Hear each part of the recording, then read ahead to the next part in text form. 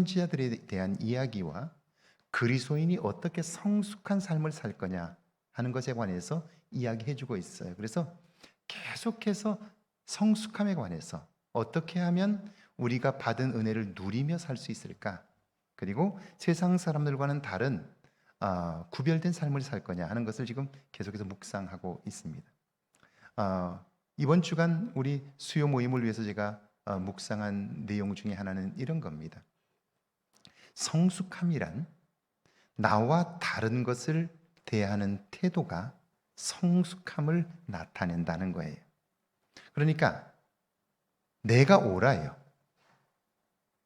그리고 다른 사람은 옳은 내 기준으로 볼 때 틀렸어요.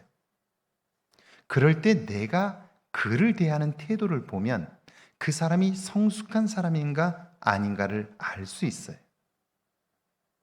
자, 이걸 좀 더 깊이 생각해 보면 이런 겁니다.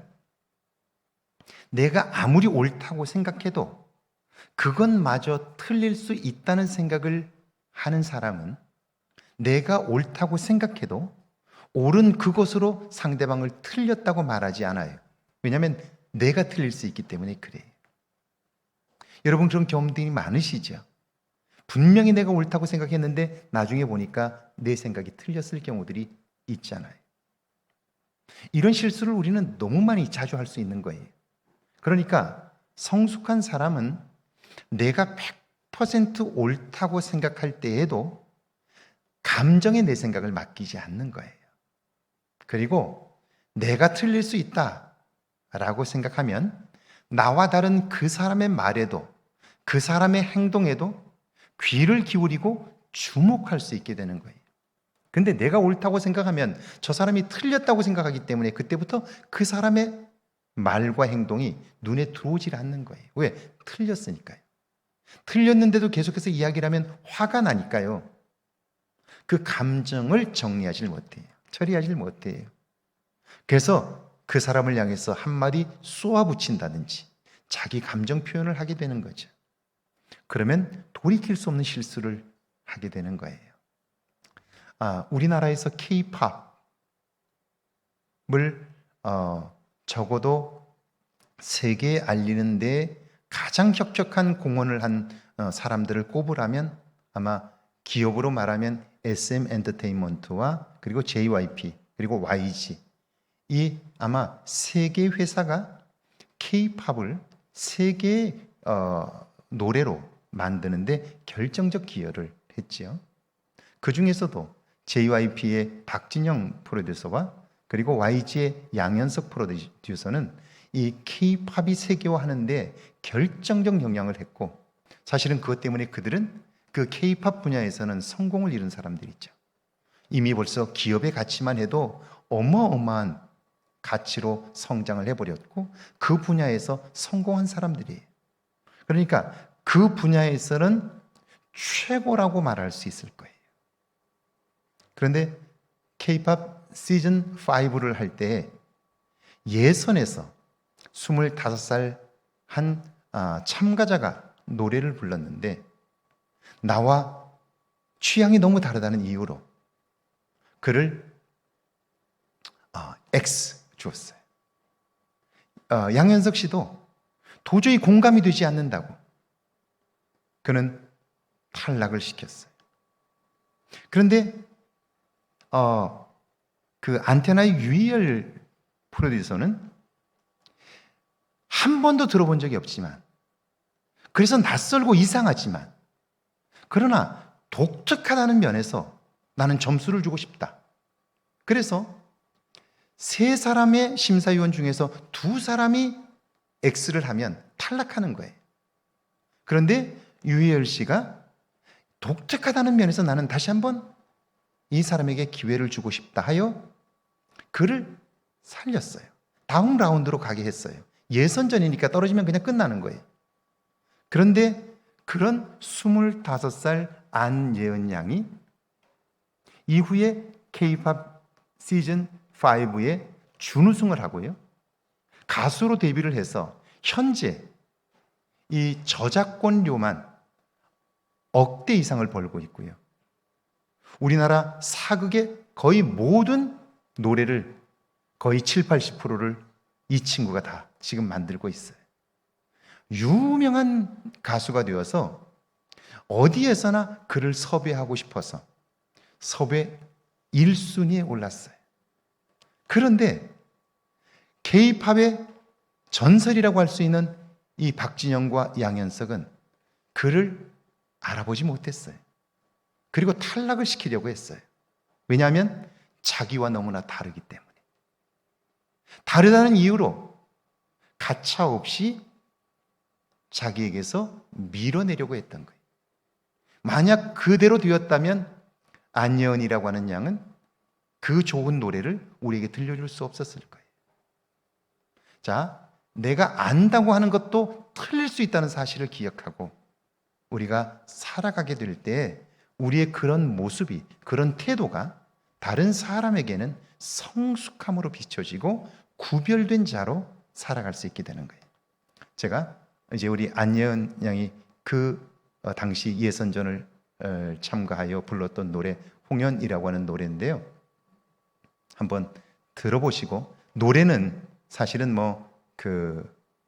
가사가, 저는 가사를 굉장히 중요하게 여기는데 가사는 기독교적 세계관과는 전혀 다른 거예요. 그러나 이제 한번 들어보시고요, 마지막 심사평을 한번 잘 들어보세요. 제가 얘기했죠, 우리나라에서 현재 저작권료를 억대 이상을 받고 있고, 그리고 현재 가수로서 섭외 1순위입니다. 여러 군데서 와달라고 할 정도로 그렇게 지금 가수로 활동하고 있는 안예은 양의 처음 K-팝 스타 시즌 5에 참석해서 예선전에서 불렀던 노래, 그리고 그에 대한 심사평을 한번 들어보시면서 자기가 다 안다고 생각하는 사람들이 하는 실수들을 보면서 오늘 우리의 모습을 발견할 수 있으면 좋겠습니다. 한번 보시죠.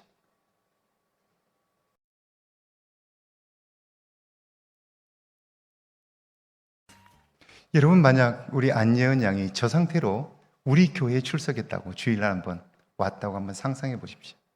머리를 저런 형태로 왔을 때 여러분들은 그걸 보자마자 무슨 생각이 들었을까요? 날라리네? 저래 가지고 무슨 교회를 왔대? 혹시 이런 생각을 가지지 않을까요? 저런 모습으로 무슨 은혜를 받을까? 이렇게 생각하지 않을까요? 그렇지 않아요. 제가 우리 안예은 양의 노래들을 거의 다 들어봤어요. 그런데 25살, 지금 현재는 29살입니다. 25살의 나이에 맞지 않게 노랫말이 굉장히 깊이가 있어요. 그리고 그 속에 철학이 있어요. 그리고 노래가 거의 다 무슨 사랑에 대한 이야기라기보다는 삶에 관한 이야기들을 하고 있어요. 제가 궁금했어요. 아니, 25살짜리가 무슨 삶에 대한 깊이가 이렇게 있을까? 그리고 어디서 주워 들은 얘기일까? 관심을 가지고 보았더니 안예은 양은 태어나면서부터 선천전 심장질환을 가졌어요. 그러니까 심장질환을 가지고 있기 때문에 그 심장질환을 수술을 통해서 나아도 건강한 어른이 되어 살 수 있는 가능성이 20%밖에 안 돼요. 그래도 엄마 아빠가 그 아이를 살리겠다고 4살 때의 심장 수술을 5번을 했어요. 그러니까 살아오는 동안 삶과 죽음을 계속해서 엎치락뒤치락 하면서 살아온 거예요. 어려서부터.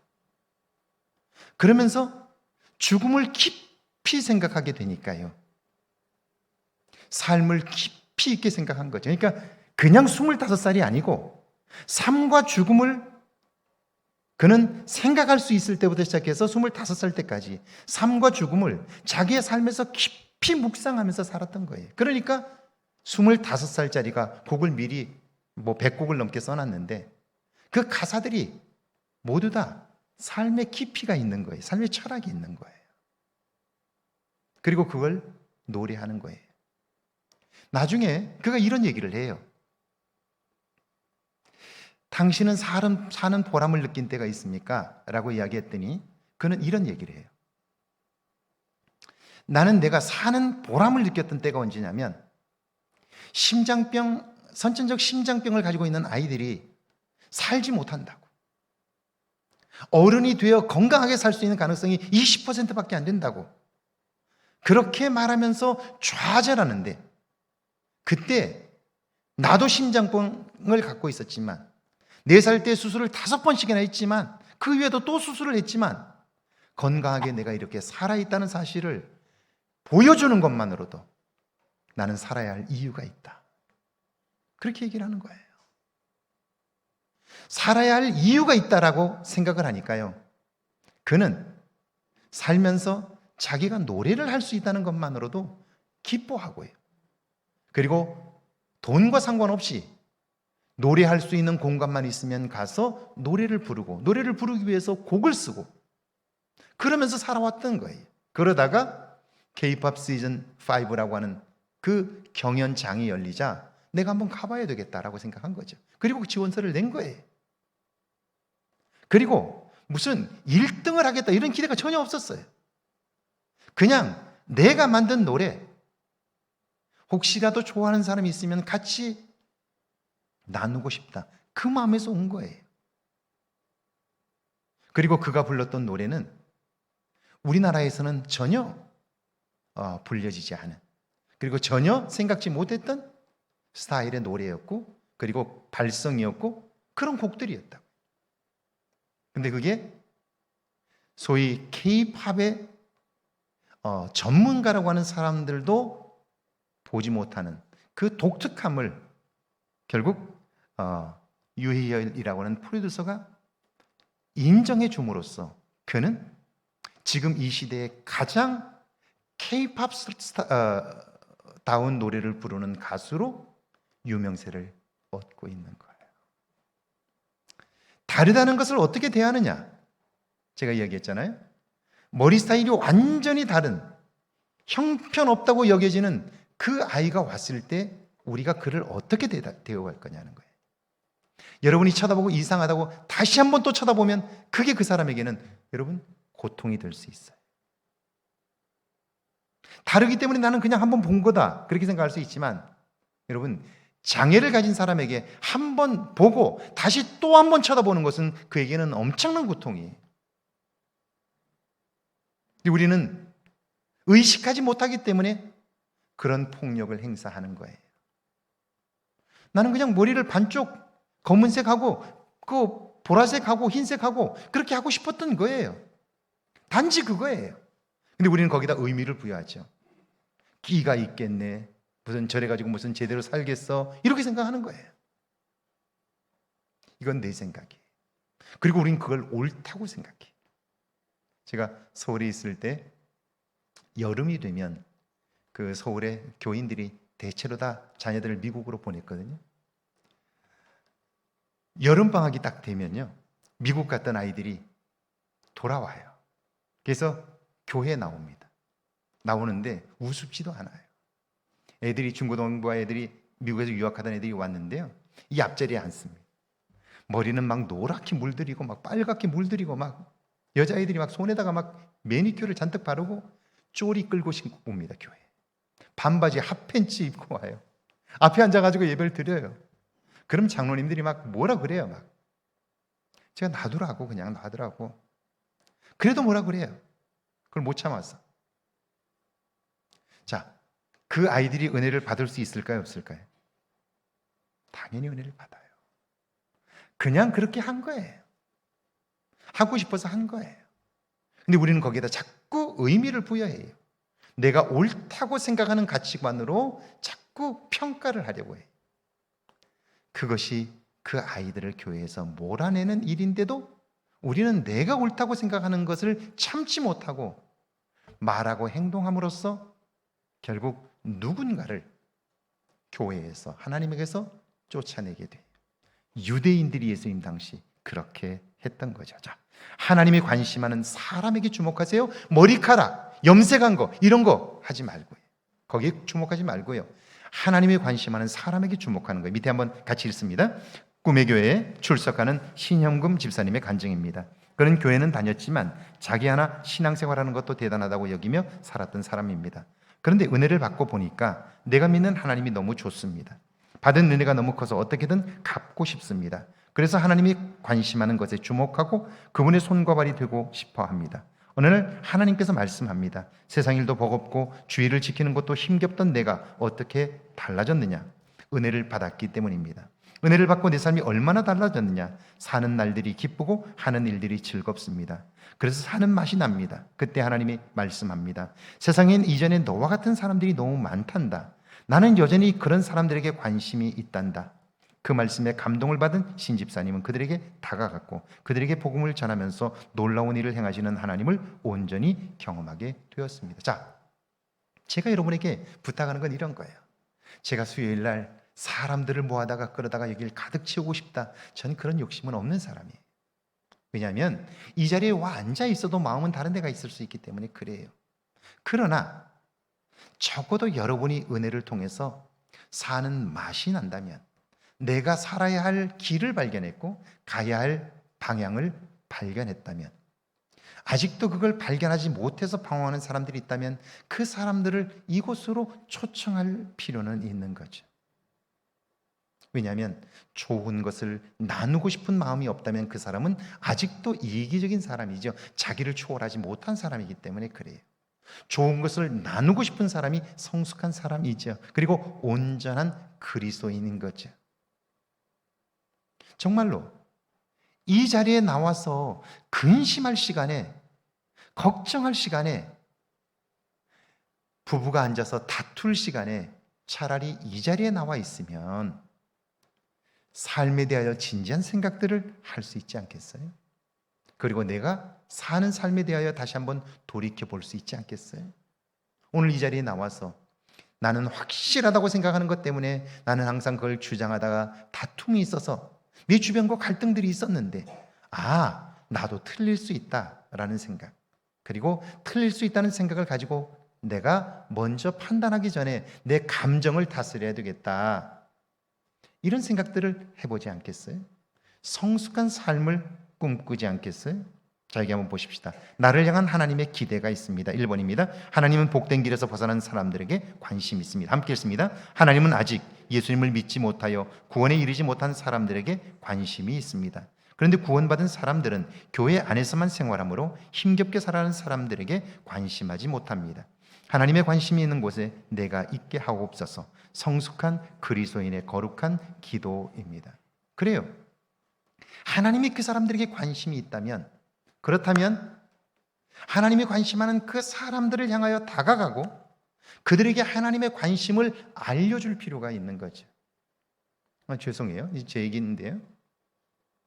제가 살아가는 동안 제가 사는 방식들은 이런 것들이에요. 주일마다 우리가 식당을 가요. 여기 우리 제1가정식당을 가요. 가서 식사해요. 그러면 가서 돈을 주고, 내 돈을 주고 밥을 먹고 나오는 거니까요.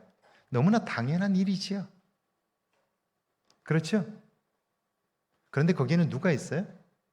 거기에는 하나님이 관심하는 사람들이 있어요. 내가 밥을 먹기 위해서 그 식당에 갔지만 거기에는 하나님이 관심하는 사람들이 있다고요.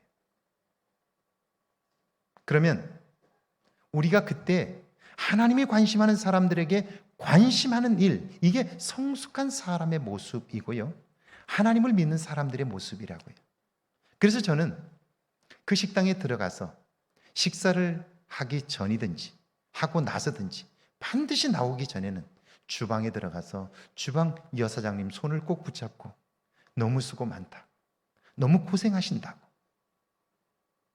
아이고 이 더운데 불 앞에서 얼마나 고생하시느냐고 반드시 손을 잡아드리고, 그리고 격려해드리고 오는 거예요. 왜요? 하나님이 당신에게 관심 있다는 사실을 전해주기 위해서. 교회 나오라는 말은 한 번도 하지 않아요. 왜? 주일날 문을 여는데 교회 나오라고 그러면 그게 가능하겠어요? 그러나 언젠가는 하나님께서 그의 마음을 만지시면 그 일도 가능할 거라고 믿어요. 그러면 그 일을 위해서 우리는 브릿지 역할을 하는 거예요. 다리 역할을 하는 거예요. 교회 다니는 사람들의 마음이 따뜻하구나, 그곳에 한번 가고 싶다라는 마음을 전해줌으로써 그들이 하나님께 나올 수 있는 다리 역할들을 하는 거지. 그게 아니어도 보세요. 제가 따뜻한 사랑을 전하게 되면서 제가 가면 그분은 기분이 좋아하시죠. 저를 반갑게 맞는 게 좋으세요. 여러분이 어디에 갔을 때 반갑게 맞는 게 좋으세요. 갔을 때 아는 척도 안 하고 온지 안 온지 모르고 그냥 쳐다보지도 않는 게 좋으세요. 갔을 때 환영받는 게 좋지 않으신가요? 하나님의 관심이 있는 곳에 내가 관심을 전하고 표현하기 시작하면 결국 그 관심이 사랑이 되어 사람을 얻을 수 있게 된다 하는 거예요. 두 번째 한번 볼까요? 때와 시기를 알지 못하기에 복음은 전해져야 합니다. 함께 읽습니다. 씨를 뿌린다고 100% 싹이 나오는 것은 아닙니다. 불신자들에게 관심하고 복음을 전한다고 해도 그들이 모두 선하게 응답하는 것은 아닙니다. 그럼에도 우리가 그들에게 관심하고 찾아가는 것은 때와 시기를 알지 못하기 때문입니다. 하나님의 때를 기대하며 끊임없이 씨를 뿌리는 농부의 마음을 가지는 것입니다. 그러니까 우리는 자꾸 열매에 관심해요. 몇 명을 전도했느냐, 얼마나 거두었느냐, 여기에만 관심을 가져요. 근데 그것보다 더 중요한 건요, 열매는 때가 되면 자연스럽게 열리는 거예요. 씨앗을 심었다면 반드시 열매는 맺히는 거예요. 중요한 것은 내가 얼마나 땀 흘려서 씨앗을 심느냐, 얼마나 열심히 가꾸느냐 하는 거예요. 그러면 때가 되면 반드시 열매는 맺히도록 되어 있는 거예요. 열매를 맺게 하시는 분이 하나님이라면 그것은 하나님께 맡기고 나는 심는 일과 가꾸는 일에 최선을 다하는 거예요. 오늘도 여러분은 많은 사람들을 만났을 거예요. 만난 그 사람들에게 하나님의 사랑을 얼마나 전하셨나요? 그 관심들은 가지셨나요? 힘겨워하는 사람들을 보고 웃어주려고 얼마나 노력하셨나요? 저는 이 자리에 수요일마다 나오기 전에 거울을 보고 수십 번 웃고 나와요. 그래도 이제 얼굴이 별로 웃는 얼굴은 아니지요. 그 노력해요. 정말 거울 앞에서 수십 번 웃고 나와요. 오늘도 여전히 수십 번 웃고 나왔어요. 웃는 모습으로 하루 힘들게 살았던 여러분들에게 조금이라도 환한 얼굴로 대하려고 웃으면서 연습하고 나왔어요. 자, 우리 주변에 있는 사람들에게 우리가 하나님이 그들에게 관심이 있기 때문에 우리 역시 그들에게 관심하고 그들을 위로하고 격려하려고 할 때 그런 나를 하나님이 사용하신다는 거예요. 할렐루야. 그래서 좋은 친구들을 얻게 되고요, 하나님의 일을 경험할 수 있게 된다. 열매가 아니라 심는 일과 가꾸는 일에 최선을 다하는 거죠. 3번입니다. 복음을 전하는 자의 삶이 복되기 때문입니다. 함께 읽습니다. 여러분은 하나님의 살아계심을 어떻게 느끼십니까? 도저히 변화될 것 같지 않던 친구가 있었습니다. 통일이 되면 교회 가겠다고 했던 친구인데 어느 날 그냥 던진 한마디에 교회로 발걸음을 옮겼습니다. 그의 변화를 보며 내 마음에 뜨거운 것이 올라왔습니다. 그리고 하나님이 행하신 놀라운 일로 인하여 기쁨이 솟구쳤습니다. 그렇습니다. 제 인생에서 이런 일들은 너무너무 많아요. 지금은 제가 미국을 떠난 이후에 다 관계들이 끊어졌지만 그 전에 만났던 친구들, 이런 친구들이었어요. 제 대학을 다니면서 교회를 다니지 않던 철인이라고 이제 친구가 있었어요. 교회를 가자고 해도 그냥 비집 웃기만 해요. 그런데 이 친구에게 큰 어려움이 왔어요. 힘든 일들이 생겼어요. 그래서 제가 그 철이라는 친구에게 이야기를 했어요. 얼마나 힘드냐. 그랬더니 막 힘들다고 그래요. 그래서 힘든 일 너 혼자 지지 말고 우리 가서 한번 같이 기도하면 어떻겠냐. 그랬더니 너무 힘드니까 교회에 와서 함께 기도했어요. 한 번 기도로 끝나는 게 아니라 제가 그 친구의 철이라는 친구에게 새벽에 일어나서 우리 한번 그 문제를 놓고 함께 기도해 보면 어떨까 해가지고 아침에 일어나서 그 친구와 함께 손을 잡고 교회에 와서 함께 매일 새벽 기도를 같이 했어요. 그러면서 이 친구가 어느 날 은혜를 받게 되었고요, 신실한 그리스도인이 되었어요. 저와 함께 그 친구는 서울의 신문사에 취직을 해서 서울신문에 취직을 해가지고 직장에 가고, 저는 신학교에 가기 위해서 열차를 타고 함께 올라왔어요. 청량리역에서 헤어지면서 국밥 한 그릇을 먹고 제가 기도하고, 그리고 그 친구와 이런 결심을 했어요. 너는 훌륭한 사업가가 되고 나는 좋은 목사가 되어서 우리 다시 한번 만나자. 그리고 기도하고 헤어졌어요. 자, 그렇게 만났던 친구, 제게는 너무나 소중한 친구들이 되는 거예요. 제 인생의 보석 같은 친구들이 되는 거예요. 그렇게 함께 기도하며 만났던 친구들, 어려운 시기에 관심해주고 함께 시간을 보냈던 친구들, 제 인생에 정말 너무나 소중한 사람들이 되어 있는 거죠. 자, 믿는 사람에게 주어진 놀라운 능력이 있습니다. 마가복음 16장 10절에서 11절입니다. 한번 같이 읽습니다. 마리아가 가서 예수와 함께 하던 사람들이 슬퍼하며 울고 있는 중에 이 일을 알림해 그들은 예수께서 살아나셨다는 것과 마리아에게 보이셨다는 것을 듣고도 믿지 아니하니라. 자, 예수님은 부활하셨어요. 그런데 부활하시기 전에 이미 적어도 3차례 이상 예수님은요, 부활할 것을, 죽음 이후에 부활할 것을 말씀하셨어요. 그런데 베드로의 경우 그런 일은 절대로 없다라고 확신했기 때문에 그는요, 그 말을 귓등으로 들은 거예요. 말했지만 전혀 마음에 담아두질 않았던 거예요. 그러니까 예수님께서 십자가에 달려 죽게 되자 도망치는 거죠. 살아나신다는 말씀을 3번이나 말씀하셨어요. 그런데도 마음에는 없어요. 왜? 관심하지 않았기 때문에 그래요. 그러니까 그 일이 벌어지자 도망치고, 자기 살겠다고 도망치고 말았던 거예요. 자, 그런데 예수님께서 부활하셨어요. 그리고 부활한 것을 본 사람이 있어요. 와서 예수님이 부활하셨다고 이야기를 했어요. 부활하신 주님을 만난 마리아가 있어요. 알림에, 이때 알렸다는 말은 전했다는 뜻이에요. 자, 지금 예수님이 돌아가시게 되자 제자들은 모두 다 두려워 숨어 있었어요. 근심과 걱정에 사로잡혀 있었다고요. 그런데 부활하신 주님을 만나 주님이 살아나셨다는 사실을 믿으면 그 두려움에서 벗어날 수 있어요. 불안과 근심에서 자유할 수가 있게 된 거예요. 그런데 믿지 아니했다. 성경은 그렇게 돼 있어요. 왜요? 그 속에는 죽은 자가 살아나는 것은 불가능하다는 자기 확신이 있기 때문에 그런 거예요. 그게 가능해? 죽은 자가 어떻게 살아? 이 생각이 확고하게 자리 잡고 있으니까 본 사람이 말해도 믿지를 못하는 거예요. 오늘 우리는 그렇지 않은가요? 누군가 보았다고 말해도 믿으려고 하질 않아요. 왜요? 내가 가지고 있는 기준 때문에 그래요. 기준 때문에. 편견 때문에 그래요. 편견 때문에. 마리아는 여성이에요. 당시 사회적으로 보면 여성은 법정에서 증인으로 설 수 없어요. 증인이 될 수 없어요. 여성의 말을 믿어주질 않아요. 사회적으로 그랬어요. 그러니까 마리아가 전한 그 말을 믿을 수가 없다고 생각한 거예요. 그리고 그것은 가능하지도 않아요. 내 기준으로 볼 때. 죽은 자가 어떻게 살아날 수 있느냐라고 생각해요. 자, 그런데 이렇게 질문해 봐야죠.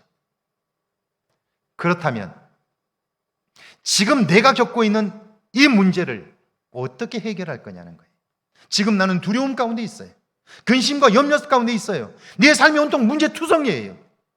이렇게 살면 10년 아니라 20년을 살고 30년을 살아도 이 문제에서 벗어나지 못해요. 그러면 이대로 살 거냐고요. 제가 목회를 하는 동안 너무 안타까운 건 그런 거예요.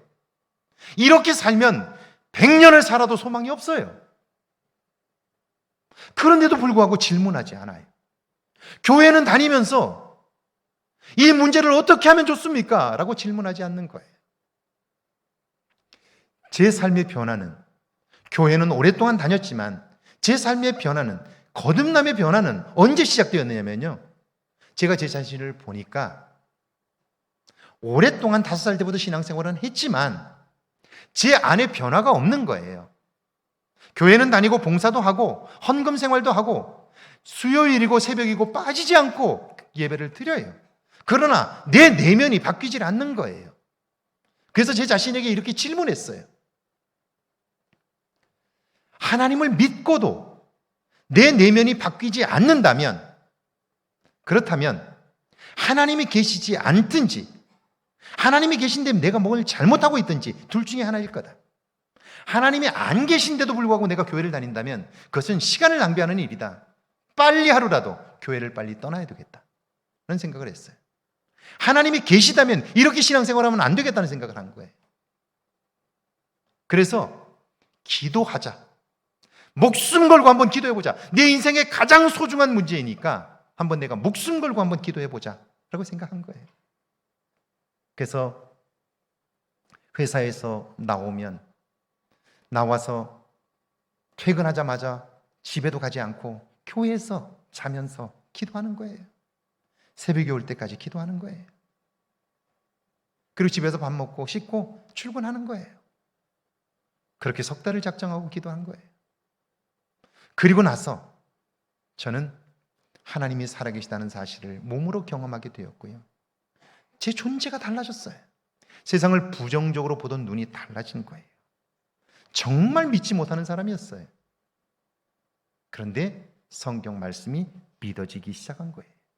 그리고 제가 문제로 여겼던 내 삶의 문제들이 하나씩 둘씩 풀리기 시작한 거예요. 자, 마가복음 16장 12절과 13절 한번 같이 읽어볼까요? 그 후에 두 사람이 가서 남은 제자들에게 알리었을 때 역시 믿지 아니하니라. 두 사람, 제자 있죠? 눈으로 보고 경험한 것을 전했어요. 그런데도 믿지 못해요. 왜? 불가능하다는 편견이 있기 때문이에요. 이 편견은 왜 믿지 못하게 할까요? 자기가 자기 삶의 주인이 되어 있기 때문이에요. 불완전한 자기가 자기 인생의 주인이 되어 사니까요. 알지도 못하면서 아는 척 하는 거예요. 아까 보셨죠? 두 사람. K-팝에 관해서는 우리나라에서 내노라 하는 사람이에요. 그런데 실수하잖아요. 굉장한 실수죠. 결국 그 안예원이라는 친구는 이 안테나라고 하는 회사로 가요. 그리고 회사에 지금 어마어마한 돈을 벌어주고 있을 거예요. 가는 데마다 다 돈벌이가 되는 데마다 회사와 나눌 거니까요. 그 한 친구 때문에 회사가 어마어마한 돈을 벌고 있어요. 자, 나와 다른 사람을 대하는 태도가 유엘이라고 하는 한 사람의 삶 속에 얼마나 큰 기쁨이 되었을까요? 그리고 이 사건 하나로 저도 그랬고 주변에 많은 사람들이 유엘을 보는 안목이 달라졌어요. 아, 저 친구 대단한 친구네. 저 친구 보통이 아니네. 사람을 대하는 태도를 보니까 저 사람 보통이 아니네. TV를 통해서 모든 사람들이 보았잖아요. 그리고 그에 대한 호감도가 올라가기 시작하죠. 좋은 눈으로 보니까 어때요? 그가 하는 모든 것들이 다 좋아 보이죠. 그런 거예요. 그의 인생이 영향력이 있는 거예요. 삶의 지평이 넓어지는 거예요. 그런데 자기가 주인 된 사람은 어때요? 자기가 모든 걸 다 판단해요. 옳다, 그르다, 좋다, 나쁘다. 그러니까 자기가 틀렸다고 생각하면 다른 사람도 다 틀린 거예요.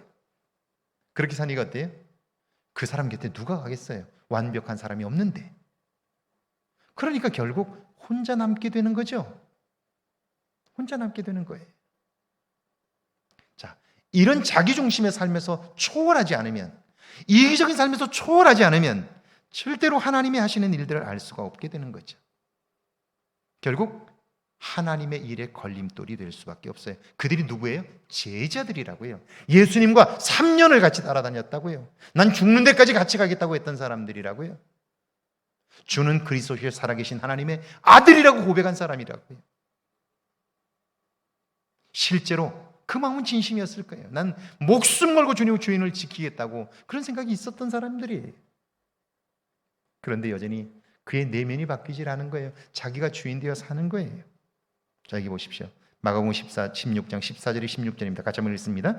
예수께서 그들에게 나타나사 그들의 믿음 없는 것과 마음이 완악한 것을 꾸짖으시니 너희는 온 천하에 다니며 만민에게 복음을 전파하라. 믿고 세례를 받는 사람은 구원을 얻을 것이요. 자, 언제 이런 불신의 제자들에게, 불신의 사람들에게 소망이 시작될까요? 그것은 예수님께서 그들에게 찾아오셨을 때. 내가 소망을 만드는 게 아니에요.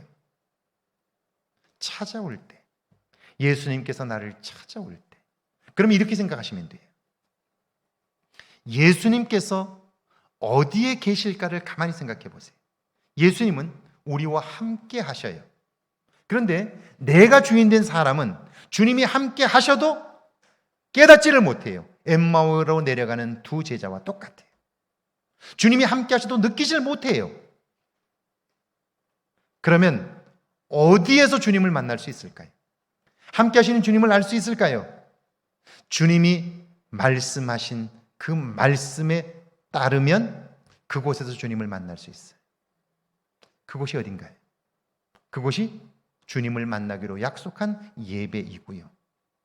그곳이 주님이 약속하신 것이라고요. 그러니까 성숙한 사람은, 온전히 거듭난 사람은 그의 삶의 변화의 중심에 예배를 사모하는 마음이 있는 거예요.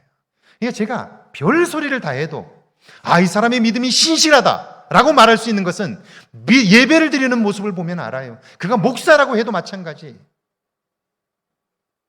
예배를 드리는 태도를 보면, 예배를 소중히 여기는 삶을 보면 그 사람의 믿음은 진짜예요.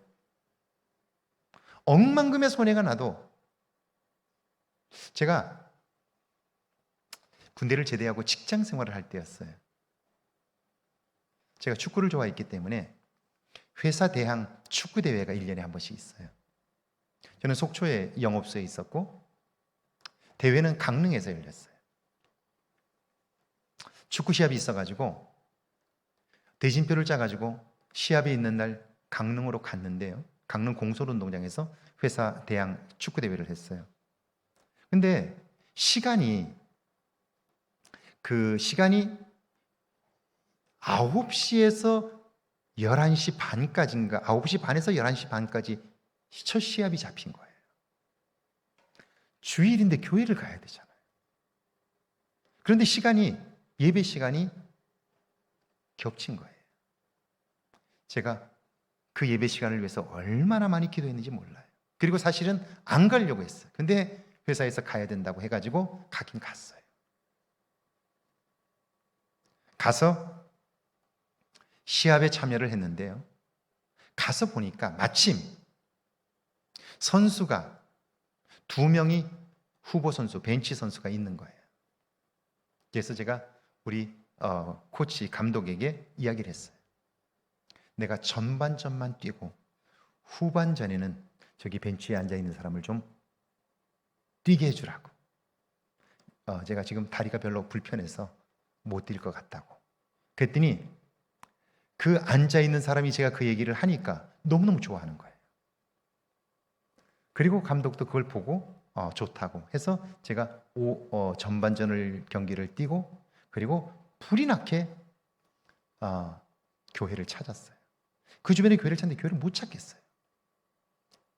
그래서 막 이리 뛰고 저리 뛰고 해가지고 가까스로 교회를 찾아가고 예배 11시 예배에 맞춰서 들어갔어요. 예배를 다 드리고 제가 뒤쪽에 앉았는데요. 헌금 시간이 됐는데 헌금 위원들이 이렇게 헌금 바구니를 돌리는 거예요. 그런데 헌금 바구니를 딱 돌리는 그 권사님을 보는 순간 제가 많이 본 사람인 거예요. 딱 만난 거예요. 그분이 누구냐면 저희 집 바로 아래쪽에 사시던 권사님인데 그 권사님이 저희 아랫집에서 사시다가 이사를 가셨고요. 그래서 한동안 몇 년 동안을 못 봤는데 그 권사님이 손자가 강릉고등학교에 입학을 해서 손자 살림살이를 해주러 거기 와 계셨던 거예요. 그리고 그 교회를 다니셨던 거예요. 거기서 그분을 만나가지고 그분도 저를 아시니까 너무너무 반가워하시면서 거기서 만났어요. 그때 무슨 생각이 들었냐면요. 그때 들었던 생각이 지금도 생생해요. 권사님을 만나서 너무너무 반가웠는데 그때 제 머릿속에 들었던 생각은요. 천국에 가서 믿음의 사람들을 만날 때 이런 마음이겠구나 하는 생각을 그때 가지게 된 거예요. 너무너무 반갑고 너무너무 기쁜 거예요. 그러면서 제 마음에 들었던 생각은요. 천국에 가서 믿음의 사람들을 만날 때 이런 모습이겠구나. 전혀 생각지도 못했는데 거기서 만나게 될 때 이런 기쁨이 있겠구나 하는 생각을 가지게 된 거예요. 만약 그 예배 시간을 사모하고 지키려고 하지 않았다면 그분을 영원히 못 만났을 거예요. 헤어지고 나서 다시 만날지 모르겠다고. 그랬더니 권사님이 저를 꼭 안아주시면서 이렇게 말씀하셨어요. 천국에서는 꼭 만날 거야 그러셔요. 제가 울컥했어요. 왜냐하면 제가 그 마음을 느꼈는데 권사님이 이렇게 말씀하시는 거예요. 천국에서는 꼭 만날 거라고. 저에게 한번 보세요. 예수님께서 그들에게 나타나셨을 때 그들의 삶에 소망이 생겨요. 예수님께서 뭐라고 그러냐면 믿음 없는 것과 마음이 완악한 것을 꾸짖으셨어요. 왜 주님과 동행하면서 주님을 느끼지 못하나요? 주님은 능력이 많다고 믿으면서도 왜 내 안에 변화는 없나요? 오늘 삶의 문제는 투성이로 많은데 왜 우리는 그 문제를 그냥 끌어안고 살고 있나요? 마치 주님은 능력이 없는 분처럼 살고 있지 않나요? 그리고 그냥 그렇게 사는 거라고 생각하지 않나요? 예수님이 꾸짖으셨어요. 그러면서 이렇게 말씀하셔요. 너희는 온 천하에 다니며 만민에게 복음을 전파하라. 이 사이에 뭐가 있었을까요? 주님을 만난 그들의 변화가 있죠. 변화가 있고 나서 예수님은 만민에게 복음을 전파하라. 그리고 나서 이렇게 말씀하세요. 믿고 세례를 받는 사람은 구원을 얻을 것이다. 이렇게 말씀해요. 그래서 믿음이 중요한 거예요. 오늘 나에게는 죽은 자가 살아났다, 그것이 하나님의 약속이었다라고 할 때 그걸 믿는 믿음이 내 안에 있는가를 볼 수 있어야 되죠. 오늘 내 안에 삶의 문제가 발견되었을 때 예수 그리스도의 이름으로 구하면 하나님께서 반드시 들으시고 응답하신다는 믿음이 있다면, 그러면 우리는 고민하는 시간에 반만 들여도, 그 시간에 기도해도 우리는 충분히 응답을 받을 텐데, 우리는 근심은 밤새도록 하면서도 기도 30분은 길다고 생각해. 1시간 기도 못 하잖아요. 응답만 된다면 3시간도 5시간도 기도할 수 있지 않겠어요? 그런데 우리는 그 시간을 지켜낼 만한 믿음이 없는 거죠. 오늘 이런 나의 모습을 발견할 때 내 삶의 새로운 변화가 시작되는 거죠. 자, 보세요. 믿고 세례를 받는 사람은 구원을 받으리라. 약속이에요, 약속. 자, 주님의 명령과 주님의 관심이 어디에 있는가를 말씀하셨어요. 여기에 주목하고 여기에 순종하게 될 때 우리는 그분이 하시는 능력을 경험하게 되는 거예요. 그리고 경험할 때 우리 안에 변화가 나타나는 거예요. 할렐루야, 할렐루야. 그렇습니다. 제가 살아오면서 삶으로 증거하고 싶은 것은 딱 하나예요. 제가 여러 차례 말씀드리지만 저는 한 번도 부부가 행복하게 사는 모습을 본 적이 없어요. 어려서부터. 그저 남자는 술 마시고 가정을 챙기지도 않고 술 취해가지고 집에 들어와서 한 것도 아무것도 없으면서 사느라고 아득바득 고생하면서 사는 아내를 구타하고 내쫓고 이런 것만 보고 자랐어요. 평생을 보면서 자란 것은 그거예요. 그런 제가 어떻게 가정생활을 할 수 있겠어요? 본대로 사는 거예요. 여러분, 이건 틀림없어요. 혹시 여러분의 자녀들 중에 결혼했는데 딸들이 결혼해서 사위가 주먹을 쥐고 폭력을 행사했다고 하면 거기서 멈춰야 돼요.